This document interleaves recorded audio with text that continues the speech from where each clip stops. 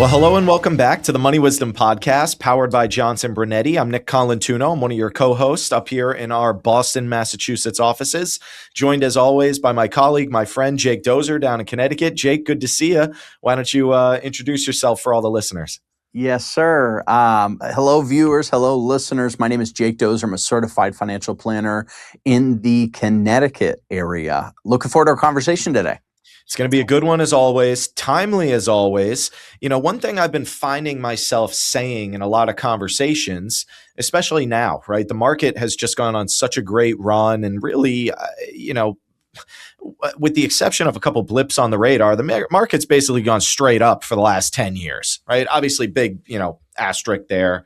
It has not gone straight up for 10 years, but, it's headed in the right direction. That's for sure. And one thing I find myself saying is, well, the next 10 years are probably not going to be anything like the last 10 years.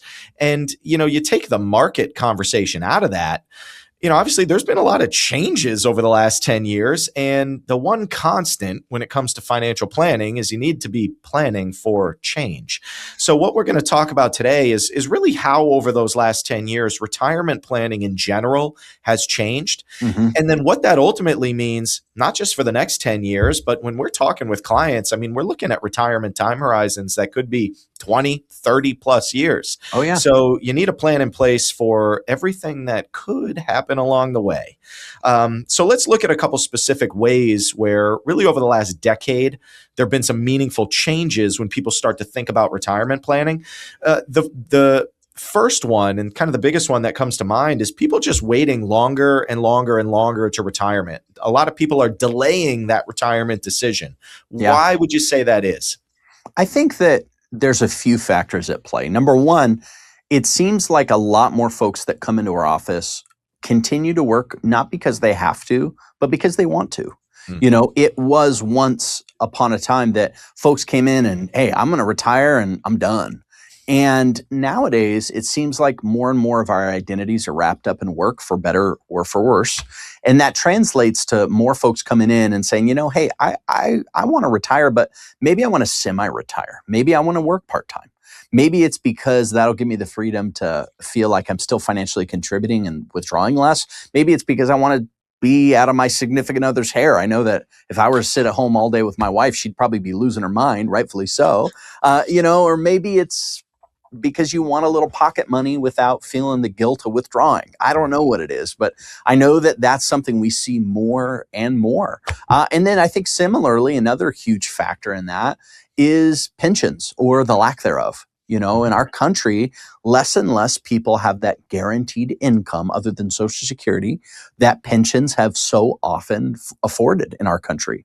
I saw a data point that suggested that 6% of Americans have pensions. Now, in Connecticut and Massachusetts, we see a greater percentage of pensions from the folks who come into our office relative to the rest of the country. Of that 6% of Americans that have pensions, 2/3 of them are government employees, the other third being private. And so the days of private pensions are almost gone. And so more and more, the reliance is upon one's own personal savings as opposed to the corporation taking the brunt of that through the pension alternative. And so that translates to there's more money in the hand of the individual. There's more responsibility. That's more intimidating. It's harder to understand the process of turning a lump sum of money into a guaranteed payment stream. But I think that's a huge factor playing into delaying of retirement. Yeah, you're absolutely right. And I find that a lot of the conversations I'm having are people want to continue working until they're eligible for Medicare, right? Healthcare costs in retirement can be very daunting for people to think about. I mean, we're talking hundreds and hundreds of thousands of dollars, even without any sort of a long-term care need. I'm pretty sure a couple episodes ago, we did a whole episode on long-term care insurance planning, and the number was pretty staggering. It said over like a 20, 30-year retirement, the average person should ballpark somewhere in the range of like $200,000 to $300,000 just for long-term care. Now, long-term care is something that we're not even sure is going to happen to someone, right? Yeah. There's a high likelihood that it could, but that's just planning for the what ifs. right? I think what a lot of other people are worried about are, well, what about prescription drugs? What about, Yep. copays or just regular checkups, maintenance, routine type of stuff. And, one thing that shocked me is saying that, okay, forget the long-term care piece, but a 65-year-old retiree should also be ballparking somewhere in the range of about $170,000 just for the routine medical expenses on top of what's covered by Medicare. So obviously that's a huge factor in people Huge. saying, well, maybe I'm going to keep working. Yeah, absolutely. And there's so many things in that medical conversation to have to factor in. Am I going to retire early and get, in the state of Connecticut, Access Health CT, or in Massachusetts, the Massachusetts Health Connector, Yep. or if you're in a state that has not adopted their own in-state, it would be, what has been referred to as Obamacare or the Affordable Care Act plan through healthcare.gov, whatever it looks like for you, you got to think about that. And then with the new legislation, if you're watching this not long after the recording, we don't even know if the Affordable Care Act subsidies will continue. As of right now, they won't be. And, if you're listening out there, just something to keep in mind is I met with a couple about 3 weeks ago. Their monthly premiums for their medical, because they're not 65 yet, are going from about $250 a month to $2,500 a month as a household because of the lack of Affordable Care Act subsidies. And so that changes the planning, and that was something they didn't expect. And so, retiring early can be intimidating because COBRA, which is oftentimes the go-to option to cover your health insurance from 60 something until retirement, is so unaffordable nowadays. And so there needs to be a balance between, calling it quits and enjoying your life, and also making sure you're being responsible about medical now and in the future. And how do you find that tension and that balance? Yeah, it's a good segue. Our next thing that I want to talk about is just the idea that retirement nowadays can be a much longer period of time than it historically was.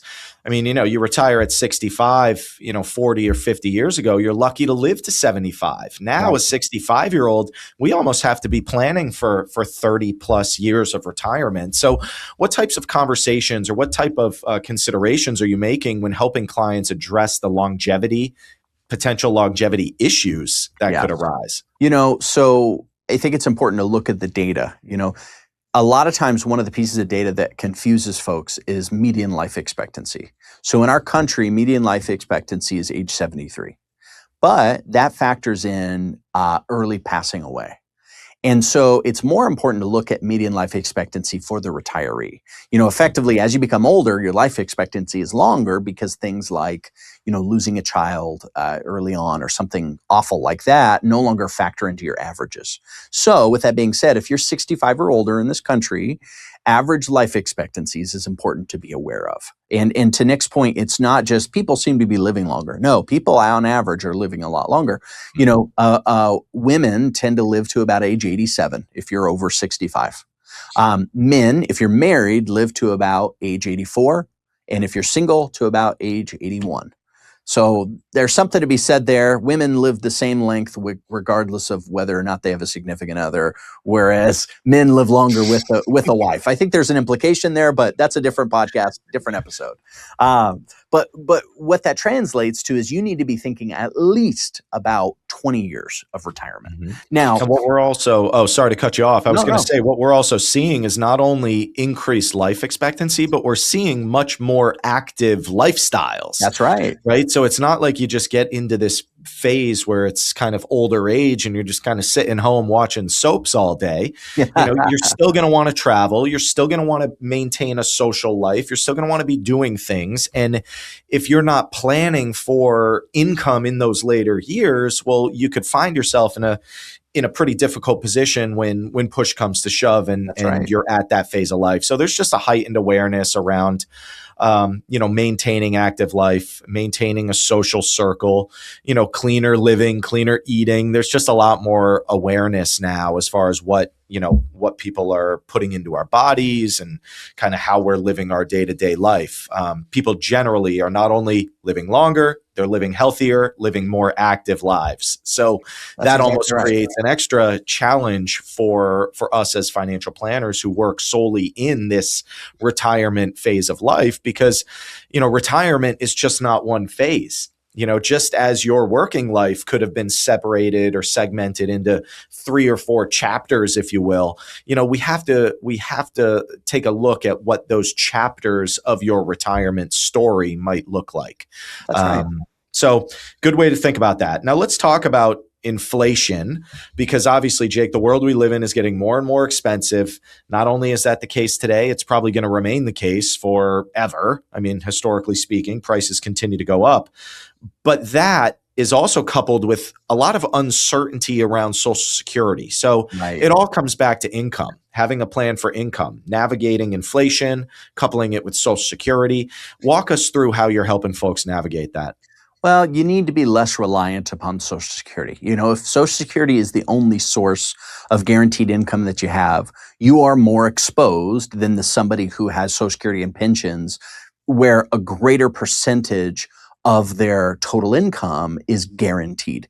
So we call that, not to be a nerd, but we call that income stability ratio, which is to say, the amount of guaranteed income you have relative to the income that you need in order for you to facilitate your life.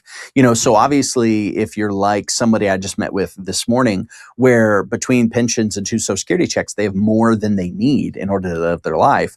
Well, the concerns about their portfolio are less than the person who only brings in $4,000 a month, but needs $8,000 a month to spend. And because of inflation, the Social Security crisis that we're in, really, which isn't being called that, but really is, it needs to be acknowledged. As of the time of this recording, Social Security is set, the trust fund that funds about 20% of Social Security benefits is set to run out in 2033. That means we really only have about 8 years ahead of us before 20% of Social Security checks will just go away. And now, I do believe personally that the government will address that. It'll probably be in the 12th hour or the 11th hour, so to speak.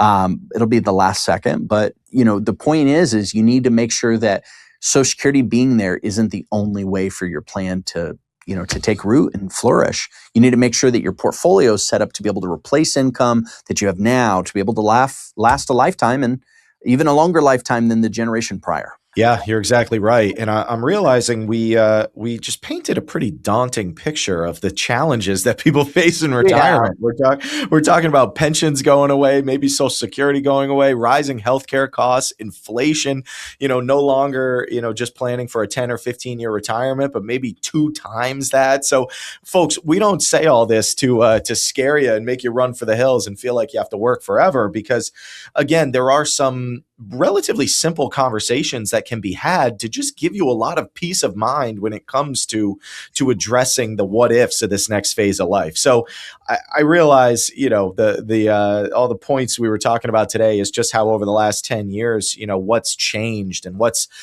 really led to this paradigm shift when it comes to the folks we're meeting with thinking about retirement. Retirement can be a very beautiful thing. And I realize planning for it can be a little daunting, a little scary, and a little overwhelming. So keep in mind, folks, this is why we do what we do. It is all we do, all day, every day. Jake, myself, the rest of our team. I mean, we're sitting down with folks who are trying to navigate this transition from working and earning and saving to a point where all that stops. And I would say 99.99% of the time, it works well. And believe me, if it doesn't, as fiduciaries, it's our job to tell you that and see how we can enact change today to make sure that when that time comes, you're smooth sailing. So folks, we want to offer everyone a resource. This is our Money Wisdom Playbook. It's the ultimate listener's guide to the Money Wisdom podcast. So if you've been listening to our podcast and you keep coming back, 1, thank you. But 2, it probably tells me that you're getting value from the advice and the guidance that I'll credit Jake, that Jake is sharing over these radio waves. So if you want this ultimate listener's guide to the Money Wisdom podcast. Text the word play, PLAY. Text our team at 800-757-0436. Text the word play, PLAY, and we will get you your Money Wisdom Playbook. So now, Jake, we arrive at the Mailbag Minute. We have it. And we've got some great questions here. A lot of them are revolving around Social Security, early withdrawals, income planning and retirement. I like this one in particular, and it's something that we see a lot. The question is, when retiring before full retirement age, should you withdraw from retirement accounts like 401ks or IRAs before tapping into your Social Security? That's going to be a real big it depends. What I'll tell you is generally the better you've saved, the earlier you can take Social Security and it not be a pain to you. Obviously, the less you've saved, the longer you need to delay and keep working. Where's the specific answer? That is unique to the individual. I met with a couple this morning, and in their situation, the wife is 3 years older than the husband, and I'm recommending she take hers at age 70 and that he take his the moment he retires, so that if she predeceases him, his higher Social Security check remains, and her higher Social Security check remains for him, and the lower one drops off. But that's very different for every person. You have to factor in am I going to get the most from Social Security? Am I going to not hamstring my surviving spouse if I pass away early? Because if you take Social Security, if you withdraw from your portfolio too soon and too often, you're going to leave your surviving spouse with not enough money at the end of your life potentially. So there's a lot of things to balance there. There's not a short answer to that question. You need, if you're asking this question, a written income plan. Bar none. Yeah, well said. I think I read somewhere there's like 350 different ways to file for Social Security. So obviously it's one of the biggest financial decisions our clients will make. And you don't want to face it alone, folks. So come in and have that conversation with us. We'd be honored to have it. Next, we have a great question about 401k savings. How much money should I have in my 401k if I want to retire at 63? By the way, I'm currently 60. Well, again, it depends. Here's the thing is there's no magic numbers. It used to be people thought, well, if I have $1 million, I should be okay. Or, hey, if I, want to plan on spending 85% of my current income in retirement, and you take this number and multiply it by 10 years. And here's the thing is general rules of thumb are great to give you long-term aiming, but they are not a good way to build your specific plan. I have seen people successfully retire on $300,000. And I've also seen people have to have over $2 million in retirement. It really depends on how prepared you want to be for every eventuality, how much you want to spend in retirement, how important it is to have a legacy, all these different factors. So don't think that there's a cookie cutter answer, but also don't think that you have to have $1 million before you can have this conversation. It doesn't matter how much you've had, how much you've saved. Your money is important to you. So we need to have a planning conversation that's relevant and unique to you. Well said. We have one final question, and it's all about protecting assets from healthcare costs. And I know we alluded to long-term care earlier in this episode, but this question is, how can I protect my retirement assets from being used in the future to pay for long-term care, whether it's for myself or for my husband, asked the viewer. So it's important for you to recognize, your long-term care, if arising, will need to be paid from something. Do you want to try to pay for it from your own pocket, which will potentially afford a greater quality of care, but cost you a lot more? Or would you rather intentionally go on Medicaid, which is kind of what you're implying, where the state pays for your money because your money is either spent, gifted away, or protected through some sort of insurance vehicle or a trust or something of that nature.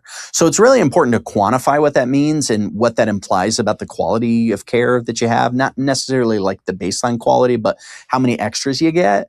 But then the second part becomes, it's important to have a unique plan for you. Do you need long-term care insurance? Do you need life insurance so you can pay out of pocket for your care and then life insurance is there for your spouse? Do you need to put money into a trust so that it's no longer your asset? Do you need to gift it away? And most often it's a combination of a few of those things and more. So have a plan where you unite your finances, your income planning, your estate planning, and your legacy planning all together so that you can find the right answer for you. Tricky stuff. but we do what we do for a reason. So again, we would be honored to have those conversations with you. Again, folks, get Your Money Wisdom Playbook. Again, it's the ultimate listener's guide to our podcast.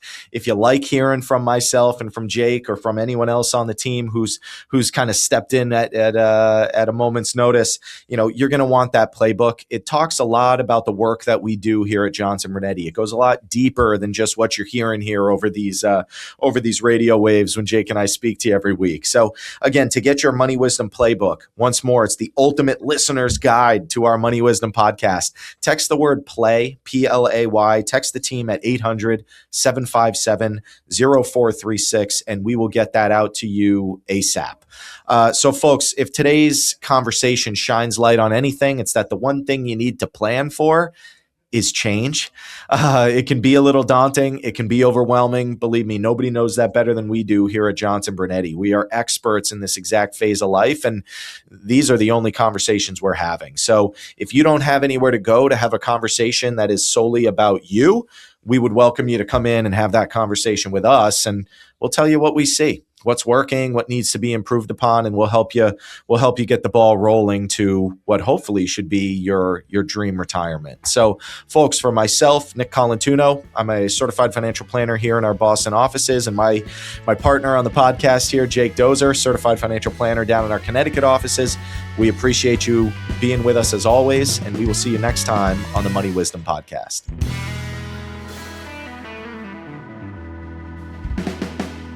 Johnson Brunetti is a marketing name for the businesses of JB Capital and JN Financial. Investment advisory services offered through JB Capital LLC. Insurance products offered through JN Financial LLC.